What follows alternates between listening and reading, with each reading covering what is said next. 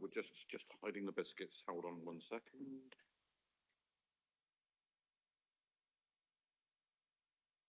Right, good afternoon and welcome to the Property and Investments Executive Subcommittee for Somerset Council, held on Wednesday the 10th of July. This is a executive subcommittee, so it's only those members of the executive subcommittee present in the room who are taking decisions in this meeting. Others in attendance are here to provide advice. The agenda and papers have been published on the council website in advance of the meeting, and the council will be making a recording of this meeting available, and it will be published in due course. Today's meeting will be run using a hybrid format, and subcommittee members are physically present in the room as they legally have to do. Other elected members may well be present or may join in remotely, and the meeting is being broadcast and other members of the public and partners can observe the meeting remotely. Please can I highlight good hybrid meeting practice? Please use the meeting chat function only for the purposes of the meeting, primarily to indicate that you wish to speak, though I would prefer using the hands up function. Please only speak at chair's invitation. Please say your name before speaking and make sure your microphone and cameras are turned off. So we start off with apologies for absence. I believe there are none. We were all present in the room. So that's straightforward. We've got two sets of minutes to approve for the 15th of April and the 8th of May. With the exception, could we just correct a typo on Councillor Osborne's name on the 15th of April? She's got an added U, which she doesn't have on the 8th of May. Thank you. But apart from that typo, everyone happy with both those sets of minutes? I see a proposer, seconder, and that's those in favour. That's clearly carried. Are there any declarations of interest in today's agenda? Not seeing any. And public question time. I believe there's no public questions. Okay, thank you. So we move on to item 5, which is to review the performance indicators for the investment portfolio and main risks to the programme. Councillor Roswhite to introduce, please. Thank you, Chair. As you know, these indicators have been developing over the last few months. I think it's a really good sound practice that we see these here on a regular basis. And I will hand over to the lead officer on the area, Robert. Mr. Orrett. Thank you. I'll just very briefly comment on these. As Councillor White said there, we're reporting on our approved set of KPIs. The total contracted income figure, I would comment that this will now progressively reduce as we sell assets, and reductions will be evident the next time we report, because we have just completed a sale and have several more coming, so that this figure will now start to reduce, and I think we'll have to try to think about some means to show whether it's only reducing because of sales or reducing for other reasons. In terms of voids, the figure is now at 3.7%. It was 9.1% at the start of the year.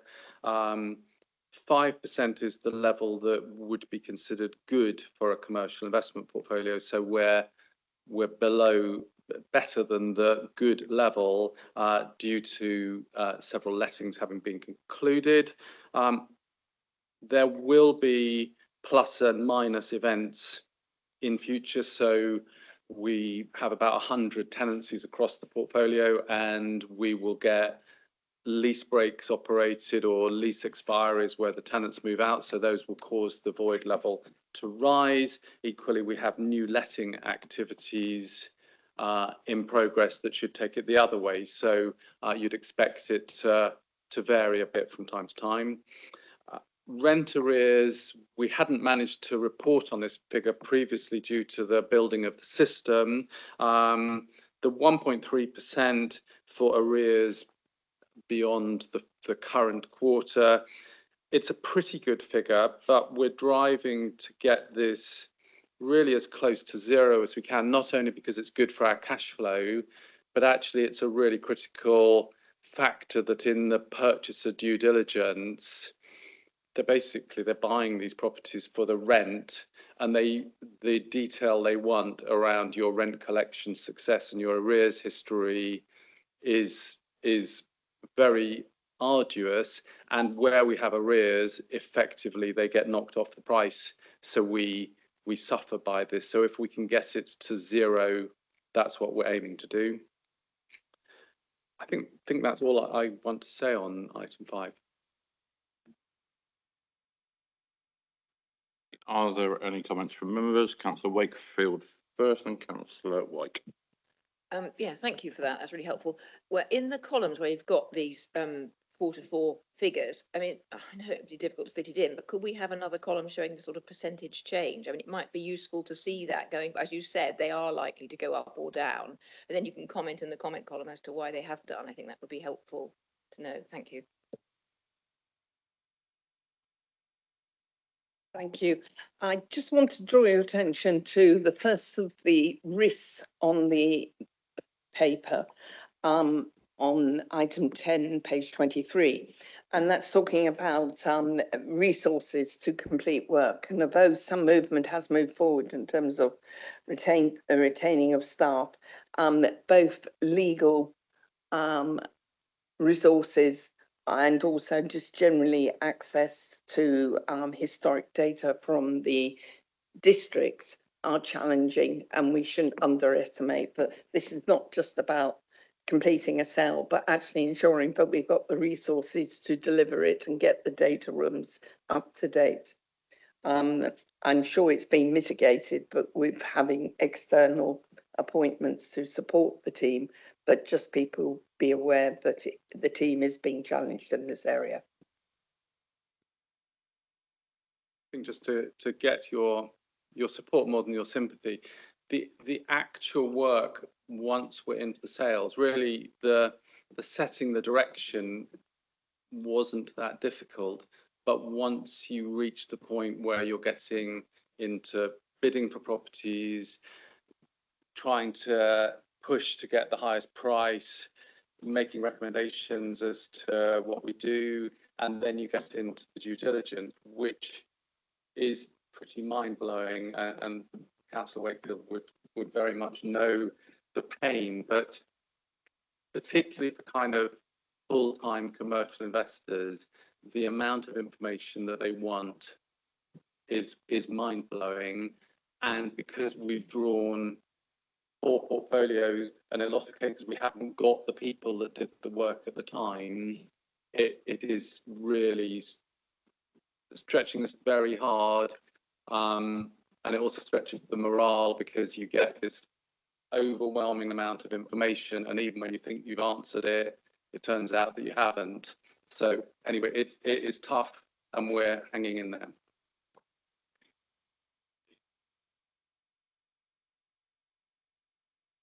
Please be assured. Please be assured you have our sympathy and our support, of course, and also our gratitude. Councillor Wakefield. Can I just come back on that? Just to say to anybody listening who doesn't know, when you're in working in a tight market like this, which is it's a strained market, there's not a lot of buyers out there, they're going to ask lots of questions. You're going to only ask questions before you exchange contracts. After you've exchanged contracts, it's over, bar the shouting and the money.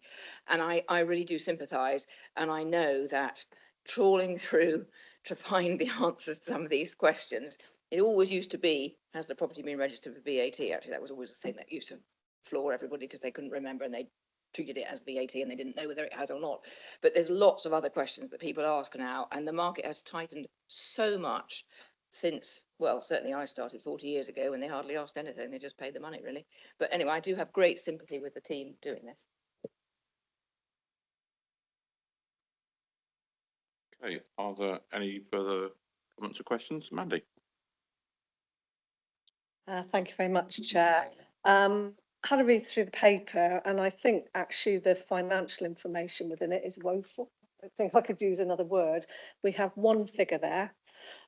We will have had a figure in our budget to what we were expecting to achieve in the year. given the reduction in the sales. There's no sort of detail on that.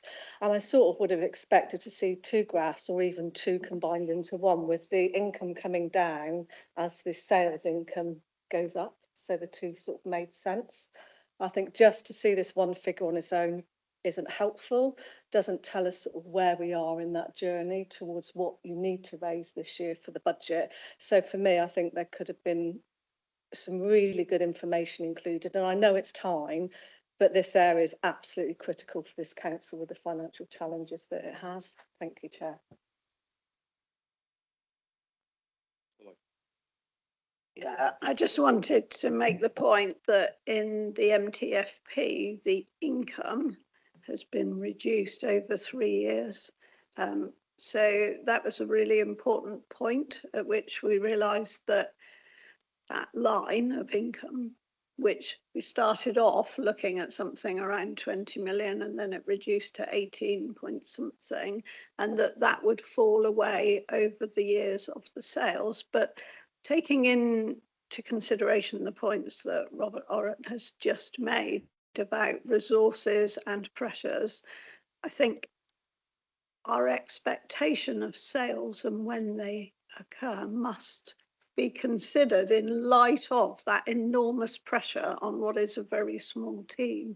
So I'm concerned that if we tried to do lines on a graph, that actually those lines would move by the week, if not even by the day at times. So I completely take your point that we need to understand it, and there's a kind of inflection point at which you feel that we have achieved enough in the way of sales that we cover what we put into the MTFP for next year with regard to the cost of transformation, because we set the budget this year, didn't we, using reserves and sales, and then we will set the budget for next year in the light of the improvement and transformation programme.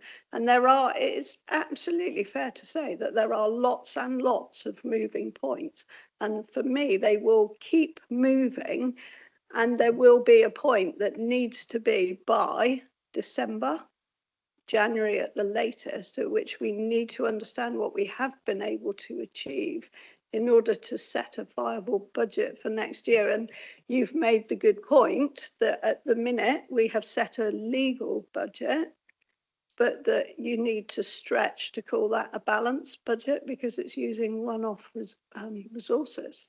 So I've found that quite difficult to explain to my colleagues at times about how all these moving parts need to coincide and actually coalesce so that we get to a point where we can set a budget next year. The papers that have been published now for executive next week, and some of the papers being considered at adult scrutiny tomorrow, give us more hope that actually the spend boards and all the work that's happened this year have actually turned around, not all of the council, but a significant enough part of the council to move what was looking like a huge overspend down to something that is a small underspend. But you're absolutely right that what we're looking at here in these papers are absolutely crucial to the years ahead of us.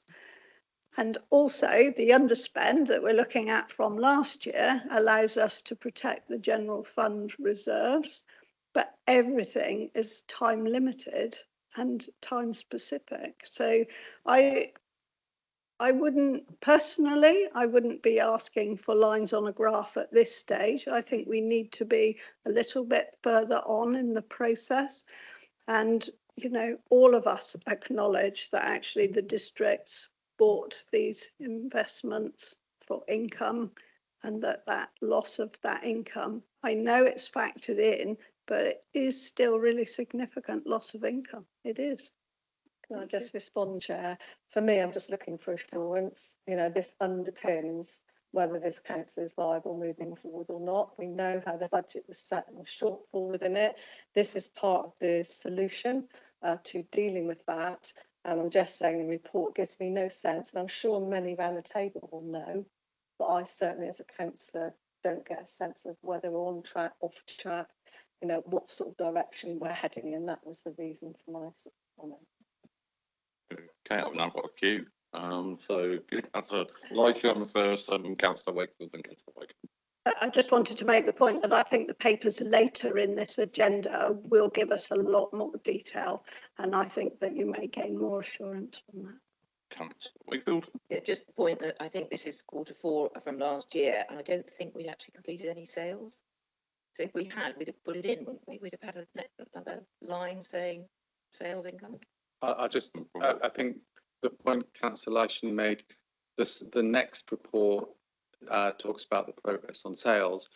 But whilst I'm talking, I just say that I think Nicola Hicks will say that we have other places that we report on budget monitoring, and we feed into the revenue monitoring. Yeah. Councillor Wyke. Thank you. In addition to the comments already been made, we also need to be very mindful that we don't necessarily report month by month when it is evident you're talking about a specific property which we may want the income to be not spelled out in the same way as one would when we're looking collectively. But have a look at the later papers and then come back if there is an issue. Thank you, Chair. I think probably going back to Mandy's first point though, was the measure here where it says about Q4 being the 18.7 million. There's no, members would have to remember what was originally put in the budget to compare it to. So I think that's just a learning point really. I think we can work on this table just to put that original figure in, just so that we can do that comparison quite quickly. We obviously do have all of the detail behind that now against each property in terms of what was originally budgeted to what's actually been received, and we you know, we could form that into this paper, but you'd kind of move away from the KPI overall summary. But I think we could look to bring that level of detail should the committee decide they wish that, but I'm not sure you would want that in a public forum because of the confidentiality of declaring our hand on where we are with each property. Thank you. I've just had a note from Mr. Bryant just suggesting that members might want to move mobile devices away from microphones because apparently that can cause an issue. So if you do have your mobile device near your microphone, please can you shift it? Thank you. Okay, I'm not seeing any other hands on that one, so we revert to the recommendations, which are as set out on page 21 and 22. Do I see a proposer? Thank you, Councillor Wyke, and second to Councillor Wakefield. Those in favour, those against, that's clearly carried. Okay, we move on to item 6. Now, item 6 is